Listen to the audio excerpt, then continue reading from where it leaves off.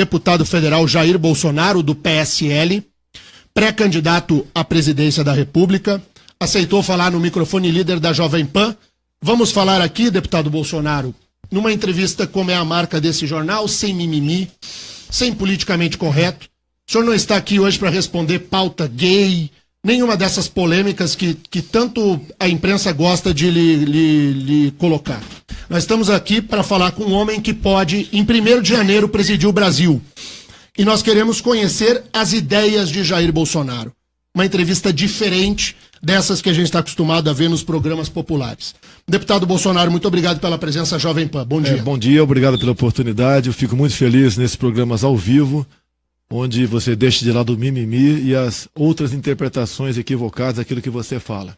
Tenho comparecido muito a Jovem Pan lá de São Paulo, lá realmente a metralhadora giratória pega, mas isso é muito bom para você realmente conhecer quem é aquela pessoa. Você tem, não é o direito, né? Eu tenho o dever de mostrar alguma coisa, de responder as perguntas que vocês fazem para mim, e que não puder ser respondida, paciência. Não sei de tudo, né, que acontece no Brasil e preciso, nessa minha andança, né, nessa minha caminhada, caso seja presidente, de pessoas ao meu lado que façam realmente e operem a política nacional de modo que esse povo tenha um pouco de paz no futuro.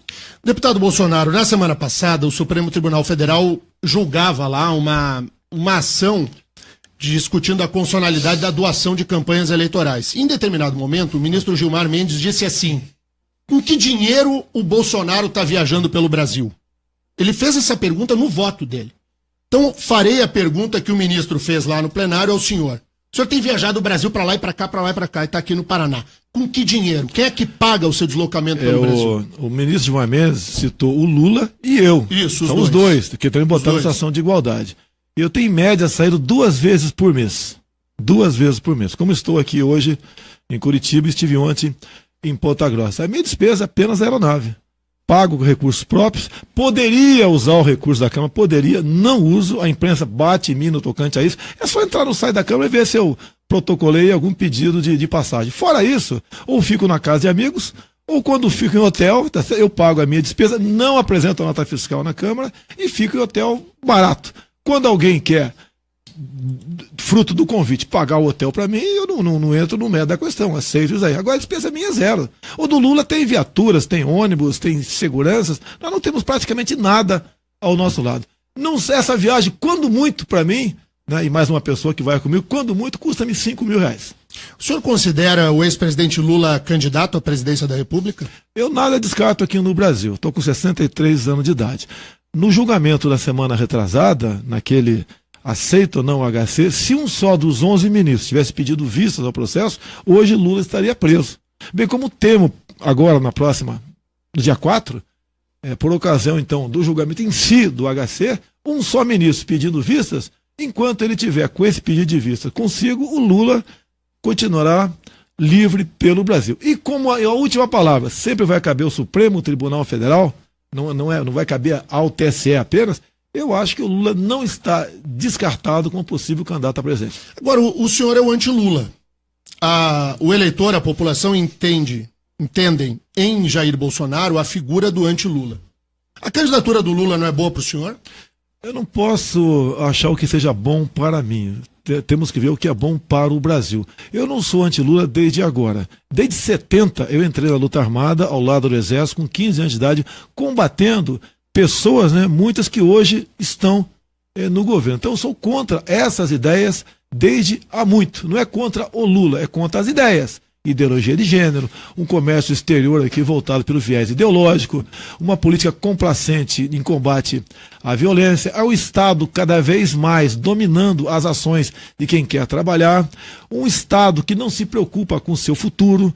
É um país, você pode ver, o Brasil no governo Dilma, um caso marcante, ficamos mais de um ano sem o embaixador de Israel, porque não interessava para o governo do PT aquele embaixador indicado pelo Estado de Israel. Essa é a política que esse pessoal vem fazendo ao longo de muito tempo. Sou contra isso, sou contra a forma como os médicos cubanos estão aqui dentro, além de nós financiarmos a ditadura cubana com 1.300 bilhões por ano. Não temos qualquer comprovação que essas pessoas sejam realmente profissionais da saúde, tá?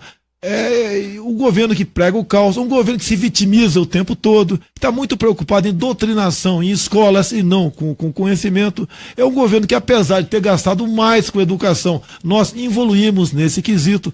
Basta vermos aqui o que aconteceu nas últimas provas do PISA, que é aquele programa internacional de avaliação de estudantes, onde nós ocupamos os últimos lugares. É o país do caos, onde o bandido passa a ter retaguarda jurídica e o policial civil e militar não. Deputado, antes de a gente entrar na questão do plano de governo, eu quero entender isso que as redes sociais ontem encheram o Twitter, o Facebook e tudo. O Alexandre Frota, o senhor falou que o Alexandre Frota vai ser seu ministro da Cultura. Isso foi uma brincadeira? Isso é sério? Olha, qual que é essa história do Alexandre Frota no seu eventual governo?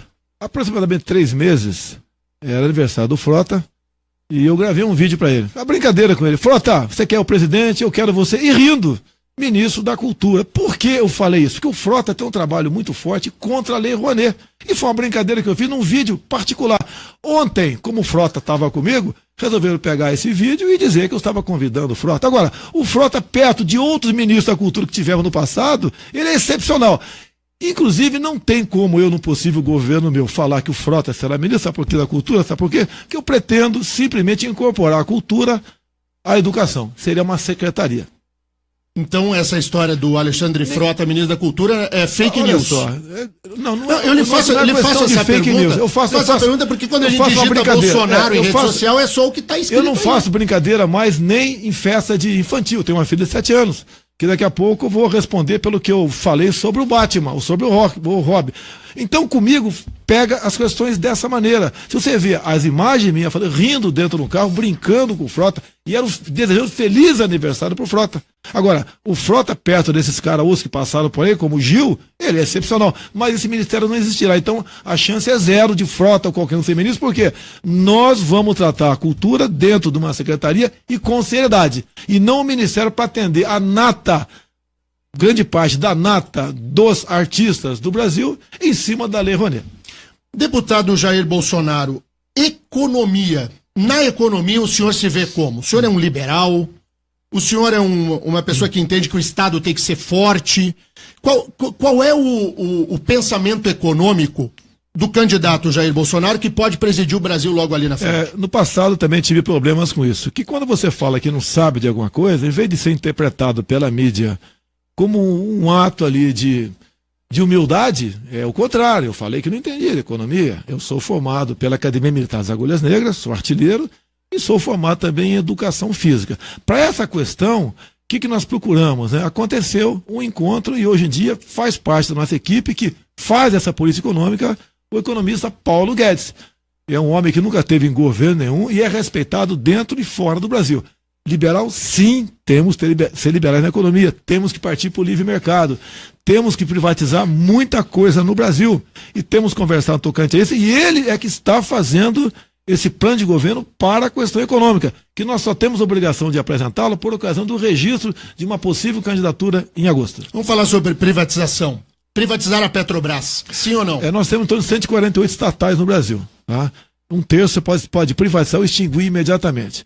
O problema que eu tenho, né, que tenho tornado público é o seguinte: nós não podemos simplesmente vender tudo que nós temos por aí. Vou dar um exemplo bem chulo para você, né, vai servir para o pessoal dar pancada em mim. Uma coisa é eu comprar todo fim de semana no teu sítio lá uma galinha e uma dúzia de ovos. Outra coisa é eu comprar o teu galinheiro. Nem você vai saber se no dia seguinte você vai comer um ovo cozido ou não.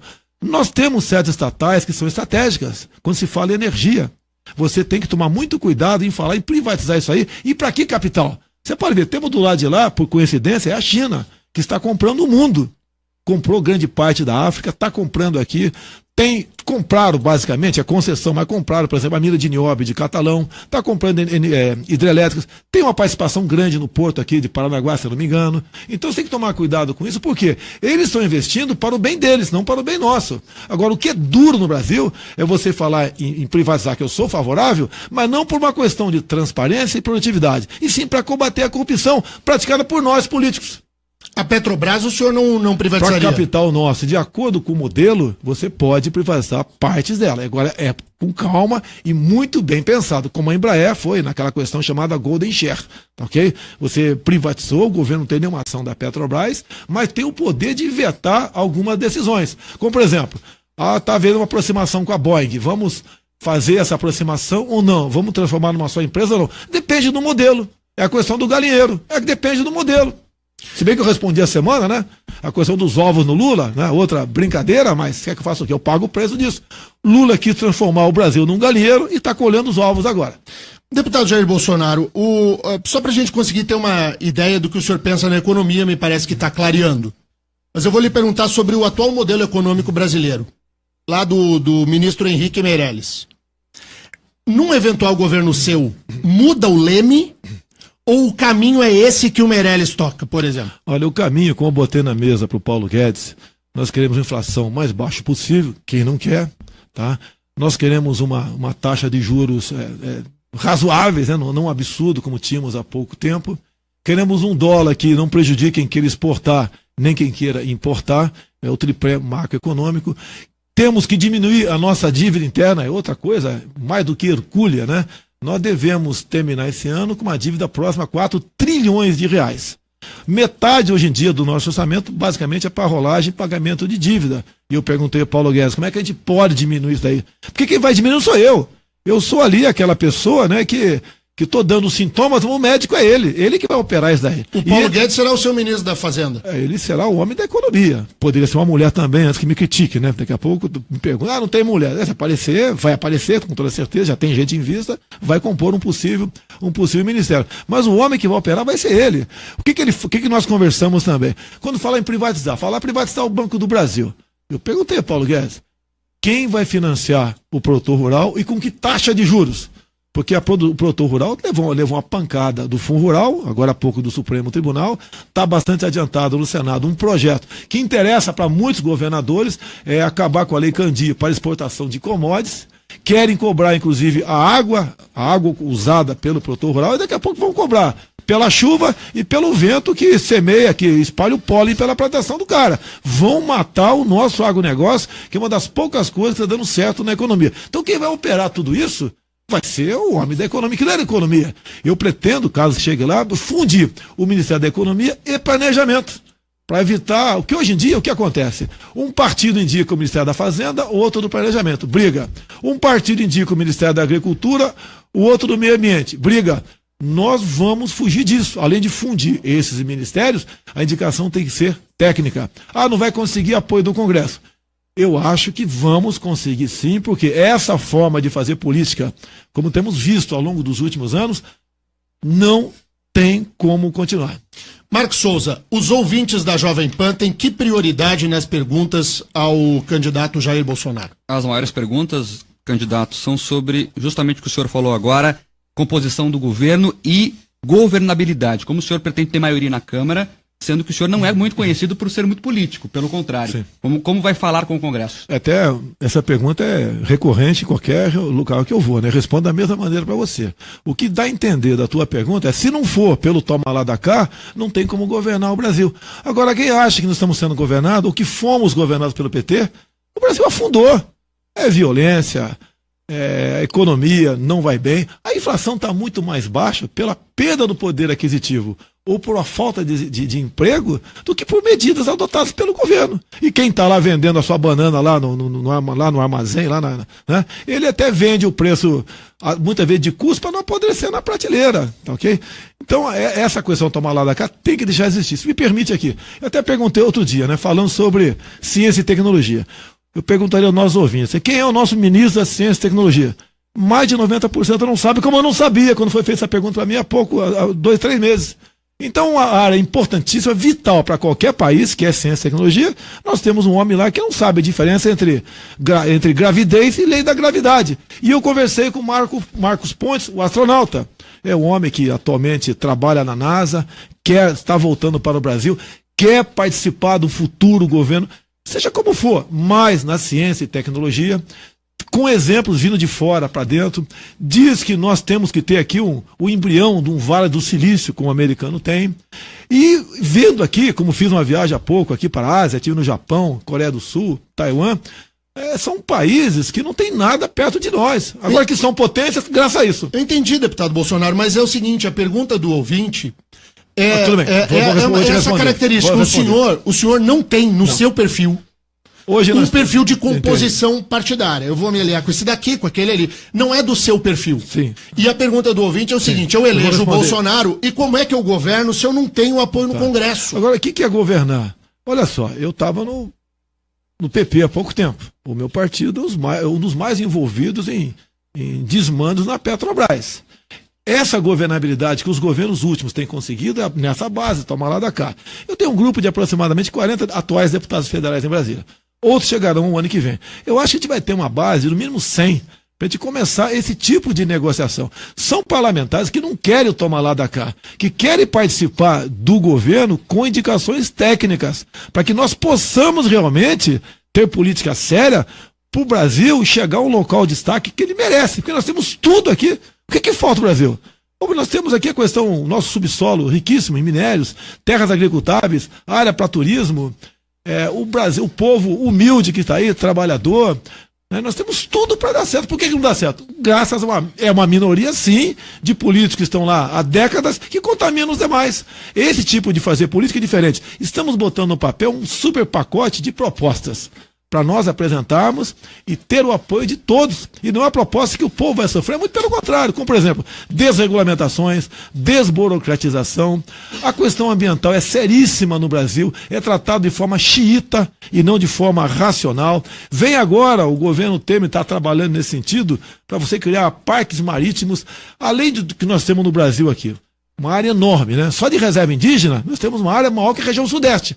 Vamos botar na cabeça, não, subir de um avião aqui, Sudeste, São Paulo, Minas, Rio e Espírito Santo. Uma área maior do que essa, são reservas indígenas. Se você for botar no papel ali, parques ambientais, estações ecológicas, área de proteção ambiental, que nós queremos proteger o meio ambiente, mas da forma como está proposta, quase metade do território brasileiro está inviabilizado. E vão inviabilizar agora a nossa costa marítima também. Essa é a política que nós queremos? Deixa eu emendar a pergunta do ouvinte com outra questão. O senhor disse que o senhor tem um grupo lá de 40 deputados. Isso não dá 10% da Câmara. É muito pouco. E o senhor vai enfrentar uma eleição em que, para alcançar o Brasil, precisa de rádio e televisão para que as pessoas ouçam o que o senhor tem a dizer. Com o seu PSL, o senhor pisca no ar. Vai começar a horário eleitoral, pum, é meio Enéas. Vai aparecer e saiu. Eu vou ter metade do tempo do Enéas. Pois é, e aí desse seu jeito, o senhor vai compor com quem, deputado Bolsonaro? Com ninguém. Com ninguém. Tá? Para compor da forma como se compõe atualmente, por exemplo, tem um partido X aí, eu não quero falar o nome para evitar polêmica, já tem o pré-candidato, diz que tem 7 partidos com ele. Você sabe o que ele conversou com os donos desses partidos? O que foi loteado? Ministério, estatais, bancos oficiais, diretorias. Não, mas a quem o senhor se refere, deputado Bolsonaro? Sem mimimi. O PSDB, o Alckmin, por exemplo, tá com 7 partidos. Outros, né, também tem partidos com eles. São os que têm chance ali, não foge do Alckmin, da Marina, o Ciro correndo lá por trás, lá fora. Não vai fugir. Alguém apoiado pelo PT e eu, não vai fugir desse ciclo. O governador Alckmin, com 7 partidos, vai ter 10 minutos de televisão, 8 minutos de televisão. O senhor vai ter 5 segundos. Mas olha só, nós temos as mídias sociais hoje em dia que estão falando mais alto. Quem diz que está comigo dificilmente muda. Tá? Mais massacrado do que eu pela grande mídia não existe nesse atual quadro aí. Qualquer negocinho o pessoal potencializa. É o caso do Frota, inclusive, que eu sou amigo dele. E não ofereci para ele isso de forma séria, porque nem teremos o Ministério da Cultura. Então, essas questões, quando você começa a ver, então quem está comigo acredita em mim. Ontem em Ponta Grossa foi uma coisa absurda. Você vê as imagens do que aconteceu lá, eu mesmo fico falando, meu Deus, o que está acontecendo? Tá o povo todo na rua. Eu não vou dizer quantas pessoas tinham, mas não tinha ninguém lá de forma involuntária, todos voluntários. Então isso vem acontecendo, é um fenômeno, tá? E eu tenho, o que eu tenho falado, desacredito. Inclusive, olha só, até vou adiantar uma pergunta que muitos de vocês fazem, né? Deputado, como é que o senhor vai se eleger sem mentir? Que é muito comum na política mentir. Eu falo, se é para mentir, não vou me eleger. E ponto final. Qual vai ser seu plano de governo? Vai ser um enxuto e vai ser, às vistas de quem o lê, o pior possível. Por quê? Vai ser verdadeiro. Os planos de governo, hoje em dia, são feitos, né? Como você faz um programa eleitoral televisivo com marqueteiros pagando milhões de reais ou dólares lá fora. Para você, no Paraná, ao ler aquele plano de governo daquele candidato, você achar que maravilha, só que acabou a eleição, ele bota no lixo. Quem pode ter um bom plano de governo, mentiroso hoje em dia, quando se você tem, vai ler do outro lado da linha, vai ver o seguinte: o Brasil nos últimos anos tem terminado o ano, depois das despesas obrigatórias, devendo mais de 100 bilhões de reais. Não tem como você dizer que eu quero construir isso, aquilo, aqui, lá ou acolá. Ou você parte para a iniciativa privada, está junto contigo, ou você não tem. Agora, botar no papel e fazer as imagens bonitas é aquela pessoa que se maqueia. Tá? Se cai uma chuva, acabou. Acabou as eleições, acabou. Então nós vamos fazer exatamente isso, mostrar a verdade para a população. Marque, ouvintes. Bolsonaro, muita gente perguntando aqui, você está na terra do juiz Sérgio Moro, e ele propôs nessa última segunda-feira cobrar dos candidatos à presidência que se posicionem sobre a prisão em segunda instância, que os candidatos poderiam, inclusive, discutir, propor uma PEC. O senhor, como presidente, pensa em fazer esse debate? Olha, há mais de 2 anos eu falo sobre essa prisão em segunda instância.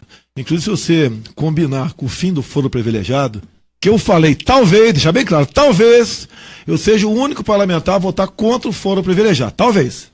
Por quê? Se for para a primeira instância e você acabar com a prisão em segunda, o deputado vai lá para a primeira instância e até chegar a última, que vai ser o próprio Supremo Tribunal Federal, vão ser lá 30 anos, tá? O parlamentar já morreu com toda certeza no tocante a isso aí. O deputado Onzo Lorenzoni, se não me engano anteontem, apresentou uma proposta, emenda à Constituição, nesse sentido, para que a prisão seja efetuada após segunda instância. Agora, vai depender de uma maioria qualificada no parlamento.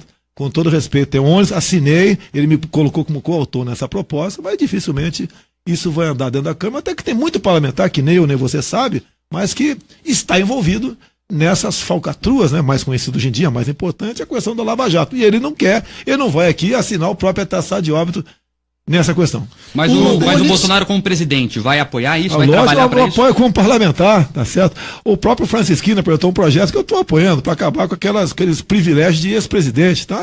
Da minha parte não tem problema, estamos trabalhando nesse sentido. E a prisão tem que ocorrer em segunda instância, porque caso o Lula, por exemplo, consiga um HC definitivo no próximo dia 4, vai ser questionado o Supremo Tribunal Federal para modificar o seu entendimento em prisão em segunda instância, que hoje em dia, com a mudança de alguns votos, sabemos claramente que a prisão em segunda instância deixará de existir. Com esse caso, o Lula tem tudo para acontecer. E daí, a impunidade vai se fazer presente. Daí, otário é quem não é corrupto no Brasil. Há uma leitura que é feita pelo seu eleitor, principalmente esse eleitor engajado, que é uma característica do apoiador do Bolsonaro. Ele vai para a rede social, ele toma lado, ele vai para o pau, como a gente costuma dizer. Há uma imagem que se tem do Bolsonaro, que o Bolsonaro no governo ele vai ter pulso firme e vai enquadrar, e vai mandar, e vai pegar e vai fazer a coisa na base da força. E aí, o senhor se viu envolvido numa polêmica também, daí eu preciso ser solidário aqui, porque o que fez a deputada Maria do Rosário com a sua fala sobre a intervenção no Rio de Janeiro é algo que beira o surreal. Mas já que estamos vivendo um momento de intervenção, e a gente tem uma escalada da criminalidade de um jeito nunca visto na história do país, farei a pergunta que todo mundo espera do Bolsonaro. Vai melhorar e resolver a questão do crime de que maneira, deputado? Vamos primeiro ver o diagnóstico, né? Botar o elemento na mesa e começar a palpá-lo e ver quais os problemas. Problemas. Uma equivocada política de direitos humanos. Só defende o bandido. Como regra, é essa a política de direitos humanos no Brasil. Há uma política aqui de desencarceramento.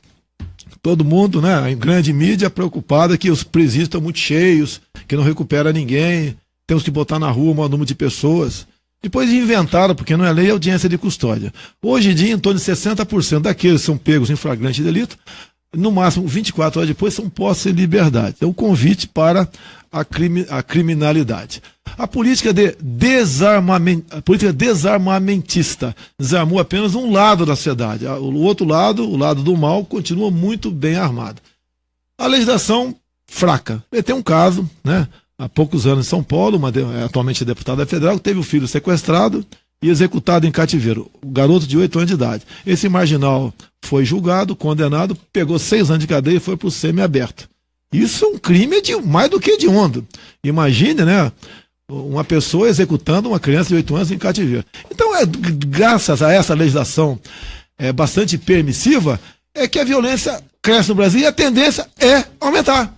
Você tem que mudar na lei essas questões. Outra coisa importantíssima, como vivem os nossos homens e mulheres da segurança pública, o policial civil, o militar, entre outros aí, vivem amedrontados. Se atira, vai para a cadeia. Se não atira, vai para o cemitério. Nós temos que dar a retaguarda jurídica para eles poderem bem trabalhar. Isso que eu falo existe, em grande parte, na legislação dos estados norte-americanos.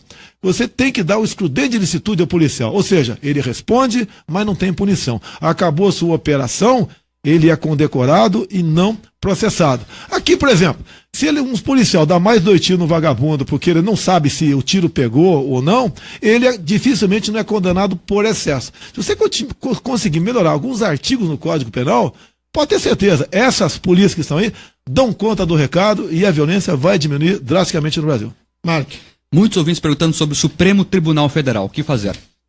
Você não tem como, muita gente fala em vamos trocar, mudar. Esses ministros vão ficar até completar 75 anos de idade. Se eu não me engano, o futuro presidente vai poder indicar 3.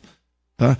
E essas indicações políticas, né, como feitas nos últimos anos, por parte da esquerda, chegamos a esse nível.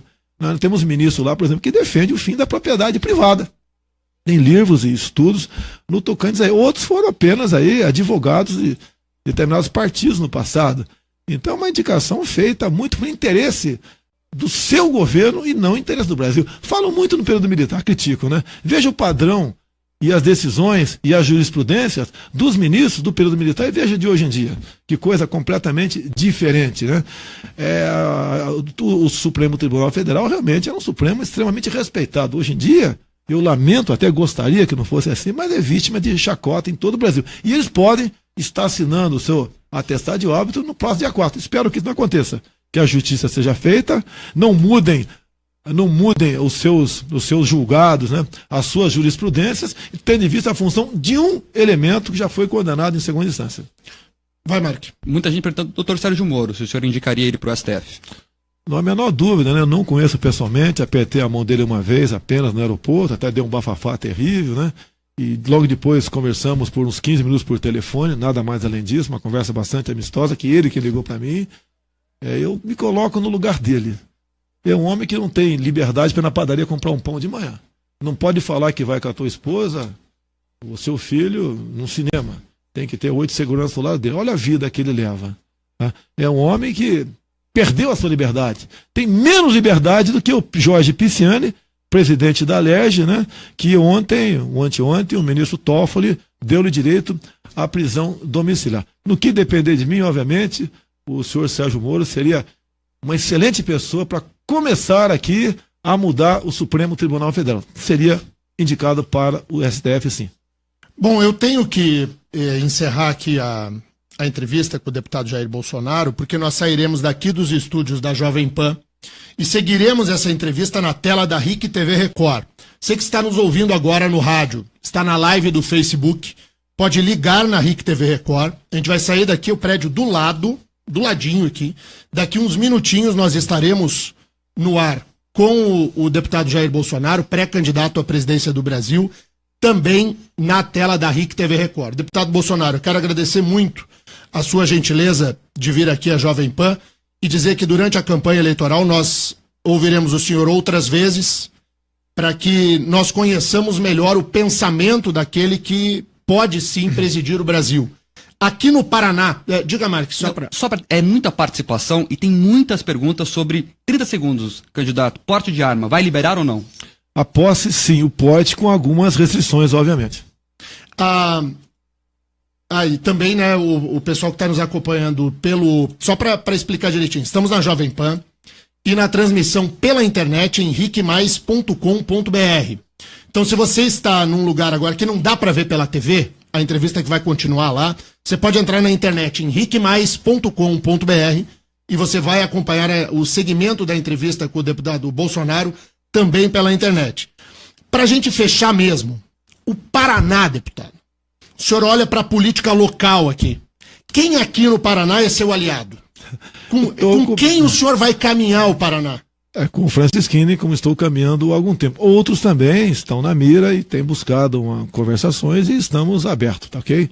O próprio... O senhor se dá bem com o Ricardo Barros, seu colega deputado, que era do mesmo partido do senhor? Não, eu não tinha bom trânsito no PP, até que se tivesse, né, estaria no Supremo Tribunal Federal, respondendo como réu lá. Né? O próprio Alberto Youssef, quando foi questionado na questão da Petrobras, levando-se em conta o meu partido, o Partido Progressista, né, ele cita que apenas 3 parlamentares não pegavam o dinheiro na Petrobras. Um dos 3 era eu. Então eu não quero acusar ninguém aqui, mas... tá? Eu aqui posso falar o nome que eu sou simpático ao governo do Estado? Não? Pode. Eu sou simpático ao Ratinho. Ok? Muito bem. Então é o seguinte, seguiremos com a entrevista do deputado Jair Bolsonaro na tela da RIC TV Record e também pelo ricmais.com.br. Deputado, obrigado. Parabéns, Curitiba, pelo aniversário. Tamo juntos aí. É isso aí. Marcos Souza, valeu. Valeu, até amanhã. Terribas, um abraço. Até amanhã. Sexta-feira estaremos aqui todos ao vivo com o nosso RIC Mais Notícias. Tchau.